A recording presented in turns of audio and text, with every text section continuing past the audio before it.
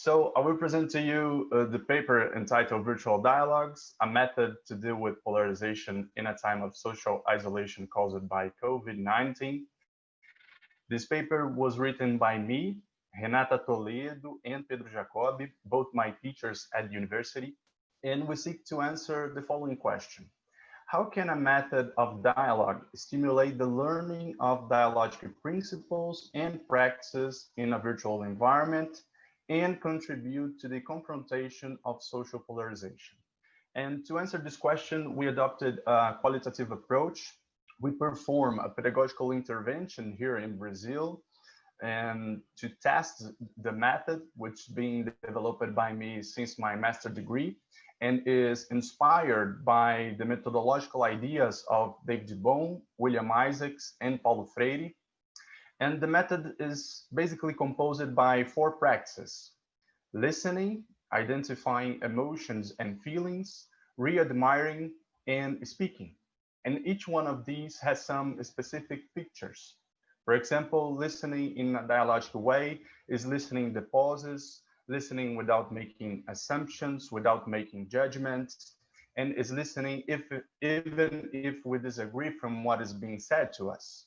And once we do that, once we listen in that manner, it is possible to listen ourselves, identifying our emotions and our feelings. And it's an important exercise because once we do that, we can realize that something very important to us is being at stake.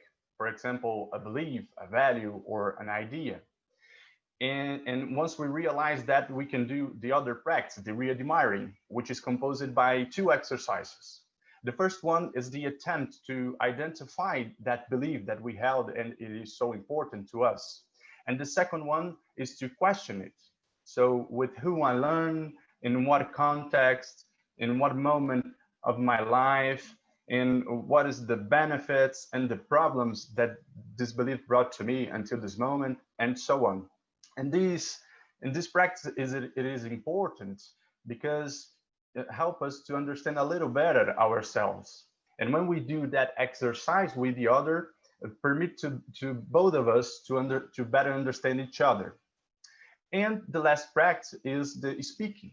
Speaking in a dialogical way is to speak in the first person of the singular without making generalizations, is to share our thoughts, our feelings, our personal stories, and is to make questions to the other to understand why they think and act in the way they do.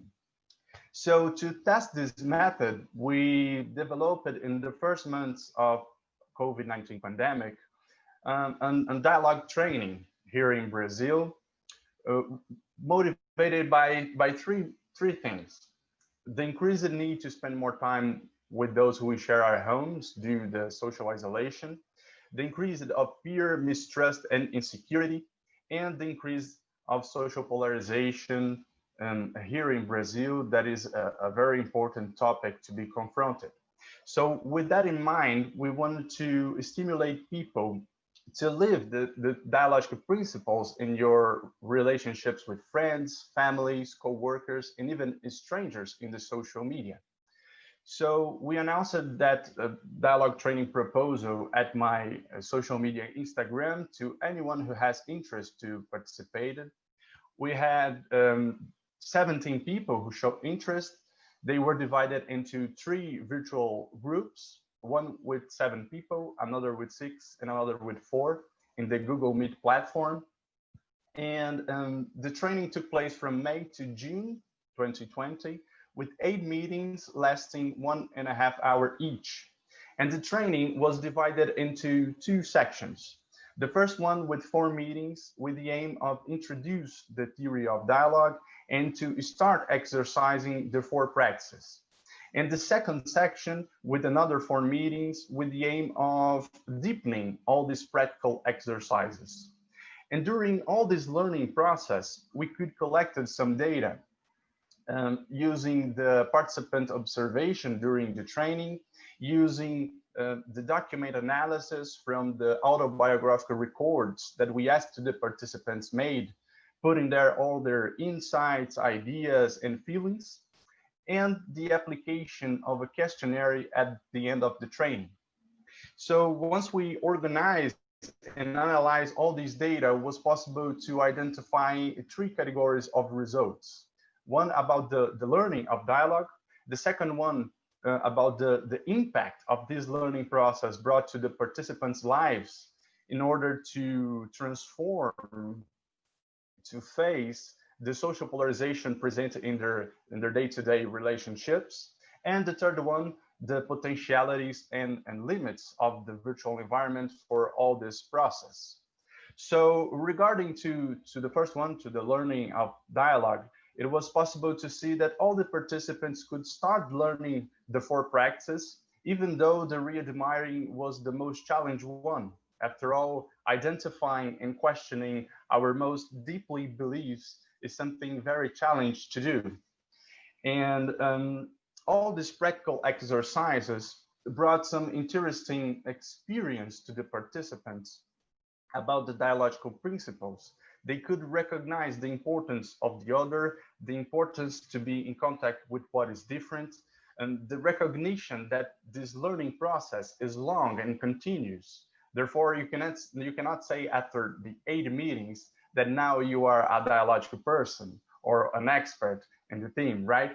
You probably will need to practice this during your whole life. And the participants could start developing the capacity of identifying when it is possible to start a dialogue in a conversation, in a relationship with the other.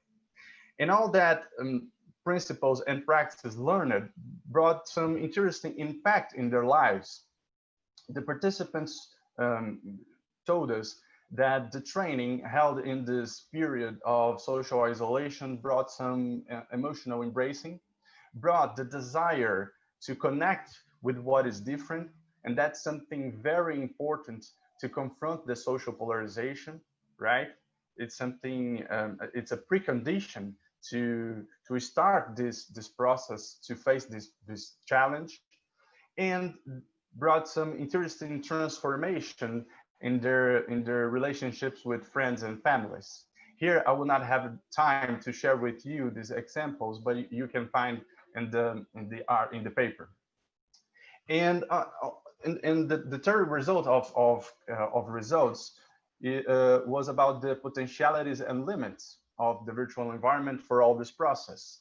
So among the potentialities, it was possible to notice that the virtual environment encourages the practice of listening the pauses due to this, the dynamic of opening and closing the microphone in the software.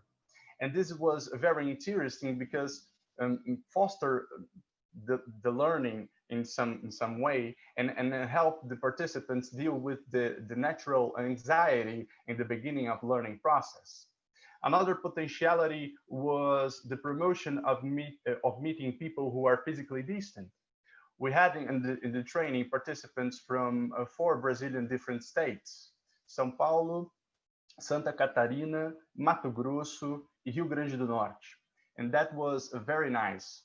Another potentiality was the time flexibility, and another one was the feeling of safety, which I believe is probably because during the training, the participants stay at your homes, and therefore a known environment, a closed environment, and probably that was the reason of the feeling of safety. And among the limits, it was possible to see, as already being said here, the lack of physical contact, something very important to the dialogue, and the problems with internet connection. When the audio or the video stops, it is impossible to keep hearing and therefore understanding why what the other is telling to us, right? So this was briefly the main results that we found on our paper in that I want to show you. And to end my presentation, I want to emphasize that this paper is a first qualitative approximation regarding the method. And there's still a long way to go on scientific deepening in the field of dialogue studies. So I want to invite anyone who has interest in this theme about dialogue methods to apply it in different contexts and investigate it if it promotes, it fosters the learning of for practices, if it stimulate cognitive and relational changes, and if promotes the co-creation of collaborative actions to face all these important contemporaneous challenge that we face. So I want to thank you all for the kind listening.